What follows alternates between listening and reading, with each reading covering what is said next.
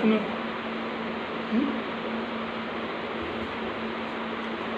नमस्ते बच्चों, आज का हमारा जो टॉपिक है वह है एक समान विद्युत क्षेत्र में द्विध्रुव पर बल आघूर्ण की गणना करें। इस चैप्टर का लास्ट टॉपिक है एक समान विद्युत क्षेत्र। इसके एक शब्द को हम समझें। एक समान विद्युत क्षेत्र यूनिफॉर्म इलेक्ट्रिक फील्ड ने पढ़ा है।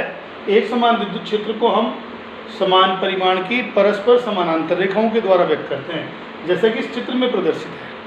और इस विद्युत क्षेत्र में एक विद्युत द्विध्रुव AB रखा हुआ है, जो विद्युत क्षेत्र की दिशा से, मान लीजिए किसी कोण थीटा, ये विद्युत द्विध्रुव की दिशा और विद्युत क्षेत्र जो विद्युत बल रेखाओं के द्वारा प्रदर्शित है, इनके बीच का कोण कितना है? थीटा है। A बिंदु पर -q आवेश है और B बिंदु पर +q आवेश है। अब हम बात करते हैं इस विद्युत क्षेत्र में जब ये द्विध्रुव रखा हुआ है तो यूँ समझ सकते हैं कि यहाँ पर ये दो आवेश रखे हुए हैं, एक +q और एक -q। तो द्विध्रुव के +q आवेश पर जो विद्युत बल लगेगा वो विद्युत क्षेत्र की दिशा में लगेगा। तो इसको मैं नाम दे रहा हूँ, मान लीजिए F1। तो इसका मान हो जाएगा Q गुणा E, विद्युत क्षेत्र की दिशा में। ठीक इसी प्रकार -q आवेश पर जो बल लगेगा वो विद्युत क्षेत्र के विपरीत दिशा में लगेगा, इस दिशा में। इसको आप कह दीजिए F2, और ये विपरीत दिशा में है Q गुणा E। तो आप ये कह सकते हैं कि इस विद्युत द्विध्रुव पर द्विध्रुव के दोनों बिंदु आवेशों पर समान परिमाण के बल Q गुणा E परस्पर विपरीत दिशाओं में लग रहे हैं। +q आवेश के कारण जो विद्युत बल है वो विद्युत क्षेत्र की दिशा में, और -q आवेश के कारण विद्युत क्षेत्र के विपरीत दिशा।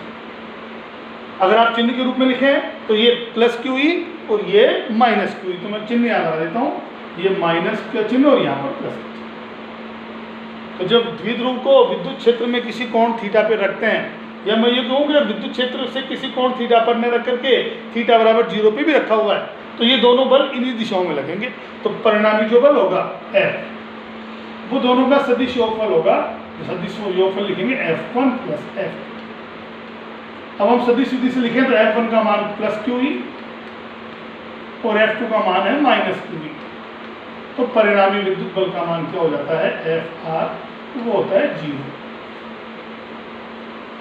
तो किसी भी विद्युत द्विध्रुव को अगर एक समान विद्युत क्षेत्र में रखा गया है किसी कोण थीटा पर, तो उस पर परिणामी विद्युत बल का मान 0 होता है। अब बात करते हैं बल आघूर्ण की। देखिए, +q आवेश पर लगने वाला बल विद्युत क्षेत्र की दिशा में है, -q आवेश पर लगने वाला बल विद्युत क्षेत्र के विपरीत दिशा में। अगर मैं इन दोनों की लाइन ऑफ एक्शन को देखूं तो इसकी जो क्रिया रेखा है वो कुछ डैश वाली लाइन से प्रदर्शित है। ठीक इसी प्रकार -q आवेश पर लगने वाले बल F2 की जो लाइन ऑफ एक्शन है वो कुछ इस प्रकार। तो आप ये कह सकते हैं दोनों बलों की क्रिया रेखाएं एक नहीं है, सहरेखीय नहीं है, कोलीनियर नहीं है, अलग अलग। तो हम जानते हैं कि जब क्रिया रेखाएं अलग अलग होती हैं तो दोनों बल मिलकर के एक बल युग्म का निर्माण करते हैं, जो इस डाइपोल को विद्युत क्षेत्र की दिशा में घुमाएंगे। ये बल इसको इस दिशा में खींचेगा, ये इस दिशा में खींचेगा। ये रखा हुआ था इस प्रकार से, तो ये बल इस दिशा में लग रहा है, इसको नीचे दबाएगा, ये इस दिशा में लग रहा है, इसको ऊपर दबाएगा। तो विद्युत द्विध्रुव है वो घूम करके विद्युत क्षेत्र की दिशा में आएगा। ये स्थिति थी, यहाँ से घूम करके धीरे धीरे इस प्रकार से घूमने का प्रयास। तो ऐसी स्थिति में द्विध्रुव पर लगने वाला बल आघूर्ण, आप सभी जानते हैं बल आघूर्ण, इसका फार्मूला होता है बल गुणा बल की क्रिया रेखाओं के मध्य लंबवत दूरी। बल आघूर्ण को आप टॉर्क से लिखते हैं, बल का परिमाण है Q गुणा E। क्रिया रेखाओं के बीच में लंबवत दूरी ज्ञात करने के लिए आप एक लंब डालते हैं। ये दोनों डैश वाली लाइन है, लंबवत दूरी के लिए लंब हमने डाल दिया। ये लंब रेखा कैसे थी? यहाँ A लिखा हुआ था, यहाँ B लिखा हुआ है, यहाँ मान लीजिए C, ये A लिखा हुआ है। तो लंबवत दूरी क्या हो जाएगी इस चित्र से? BC। अब ध्यान दीजिए, आप इस त्रिभुज राइट ट्रायंगल ABC में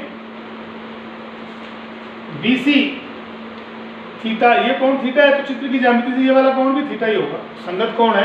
तो BC हो गया लंब, और 90 डिग्री के सामने वाली भुजा AB, ये हो गया कर्ण। तो BC बटे AB जो त्रिकोणमितीय अनुपात आता है लंब बटे कर्ण, वो साइन थीटा, या BC बराबर मैं लिखूंगा AB साइन थीटा। और AB का मान आपको मालूम है, द्विध्रुव की लंबाई 2a मानी थी, 2a साइन। दोबारा समझ लें, त्रिभुज ABC में BC चूंकि हमें ज्ञात करना है, AB हमें मालूम है और ये लंब बटे कर्ण साइन थीटा होता है। BC बराबर AB गुणा साइन थीटा और AB है वो द्विध्रुव की लंबाई है, 2a के बराबर हमने मानी है तो 2a साइन थीटा। सब्स्टिट्यूट करेंगे Q गुणा E गुणा 2a साइन थीटा। इसको मैं लिखता हूँ Q गुणा 2a गुणा E गुणा साइन थीटा। आप सभी जानते हैं Q गुणा 2a आवेश और द्विध्रुव की लंबाई, ये कहलाता है द्विध्रुव आघूर्ण P गुणा E गुणा साइन। तो ये द्विध्रुव आघूर्ण का फार्मूला हो गया और सदिश रूप में आप इसको लिखेंगे तो वेक्टर टॉर्क बराबर vector P cross vector E। यहाँ मैं क्रॉस का चिन्ह लगा रहा हूँ, ये गुणा का चिन्ह है, इसको गुणा लिख रहा हूँ, डॉट भी नहीं माने इसको, गुणा बोल रहा हूँ इसको। और ये जो चिन्ह लगाया है वेक्टर रूप में, तब ये क्या पढ़ा जाएगा क्रॉस। क्रॉस का मतलब आप समझते हैं सदिश गुणा। तो बल आघूर्ण का फार्मूला होता है टॉर्क बराबर P cross E। E cross P नहीं लिखेंगे, P क्रॉस E, क्योंकि इसकी दिशा P और E से बने तल के लंबवत होती है, इसलिए लिखा जाएगा वेक्टर टॉर्क बराबर P क्रॉस E। अब कुछ विशेष स्थितियों को इसमें हम डिस्कस करना चाहेंगे कि जब थीटा का मान 0 डिग्री है तो टॉर्क का मान कितना हो, जब थीटा का मान 90 डिग्री है तो टॉर्क कितना हो, और थीटा का मान 90 से ज़्यादा हो तो टॉर्क का मान कितना हो। ध्यान दीजिए, पहली स्थिति की मैं बात करता हूँ, मैं ऊपर से बिठा रहा हूँ इसको।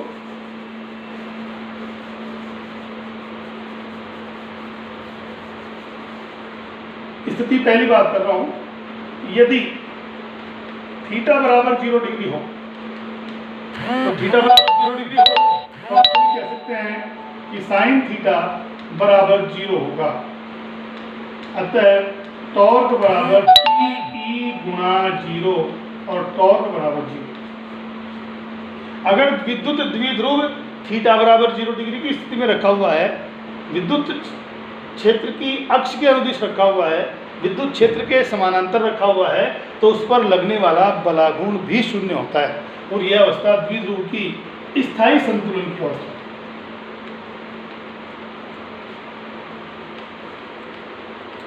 क्या कहलाएगी? स्थायी संतुलन अवस्था। ध्यान देंगे, थीटा बराबर 0 को मैं लिख सकता हूं यहां स्थायी संतुलन।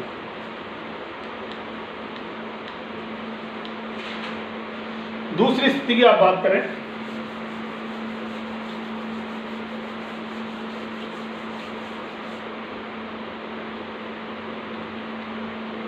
यदि थीटा बराबर 90 डिग्री हो, विद्युत द्विध्रुव AB जो है वो विद्युत बल रेखाओं के या विद्युत क्षेत्र के लंबवत रखा हुआ हो, तो साइन थीटा का जो मान होगा वो 1 हो जाएगा, क्योंकि साइन 90 का मान 1 होता है।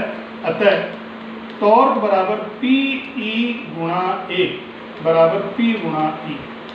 ये टॉर्क का मान सर्वाधिक होगा। तो किसी भी द्विध्रुव पर सर्वाधिक जो बलाघूर्ण होता है वो कब होता है? जब थीटा का मान 90 डिग्री हो या द्विध्रुव विद्युत क्षेत्र के लंबवत हो। अस्थायी अवस्था कहलाती है, अस्थायी संतुलन। जैसे ही द्विध्रुव को थीटा बराबर 90 पे रखेंगे, तुरंत घूम करके संतुलन की अवस्था में जाएगा। और तीसरी स्थिति आप एक और ध्यान दें, यदि थीटा बराबर 180 डिग्री